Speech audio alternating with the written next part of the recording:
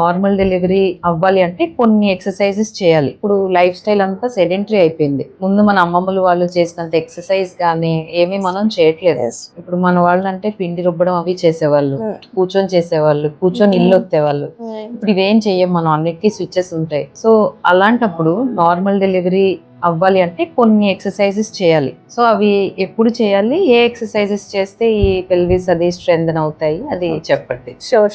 So pelvic ని strengthen చేసుకోవడానికి మనం మెయిన్ గా చేయాల్సింది మాలాసన. మనకి నవేడేస్ మనకి ఇండియన్ టాయిలెట్స్ ఎక్కడ కనిపించట్లేదు, ఇప్పుడు మొత్తం వెస్టర్న్ అయిపోయింది. సో పూర్వం అంతా ఇట్లా ఉండేది కాబట్టి పొజిషన్ కూడా మాలాసన పొజిషన్ ఉండడం వల్ల ఈజీగా మనకి నార్మల్ డెలివరీ పర్సెంటేజ్ ఇంక్రీజ్ ఉండేది, ఇప్పుడు తగ్గిపోతుంది. సో మనకి ఇప్పుడు మలాసన చేసేటప్పుడు మీ హిప్ ఓపెన్ అవడంతో పాటు బ్లడ్ సర్క్యులేషన్ ఇంక్రీజ్ అవుతుంది.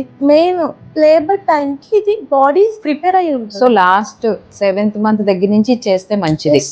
మీరు 5th month నుంచి కూడా మీరు స్టార్ట్ చేయొచ్చు. అప్ టు బాడీ కంఫర్టబిలిటీ, మన బాడీ సపోర్ట్ చేస్తున్నప్పుడు మీరు 5th నుంచి స్టార్ట్ చేస్తే by the 8th or 9th కి బాడీ కంప్లీట్ గా పొజిషన్ లోకి వచ్చేస్తుంది. సో మీకు లేబర్ కి ఈజీ అయిపోతుంది.